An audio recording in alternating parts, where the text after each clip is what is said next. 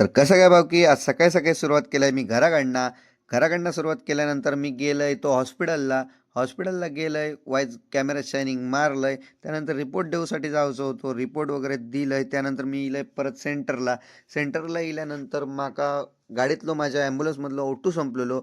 ओटू म्हटलं बदलूक जाऊया. ओटू बदलूसाठी गेलंय. जुनं ओटू काढलंय आणि विराजला सांगलंय की माका जो नवीन ओटू भरलेलो काढून दे. विराजने दिल्यान. त्यानंतर मारलंय गाडीवर पाणी मारल्यानंतर माका एक इमर्जन्सी पेशंट दिलेलो हॉस्पिटलला की सिटी स्कॅनसाठी न्यायचं होतं. मी तो पेशंट घेतलंय आणि आमच्या सेंटरला आणलंय, सिटी स्कॅन वगैरे केल्यानंतर मी परत नेऊन तो सोडलंय हॉस्पिटलला सोडलंय आणि मी परत सेंटरला येईलंय. बघते तर गण्या काय इलेले माका चाय नको होती, म्हटलं कॉफी द्यावा. माका कॉफी वगैरे दिल्याने त्यांनी माका. त्यानंतर माका परत एकदा फोन येलो की इमर्जन्सी एक पेशंट आहे की तो सरकारी हॉस्पिटलला सोडूचो आहे ना, ते बांबोळीक नेणार.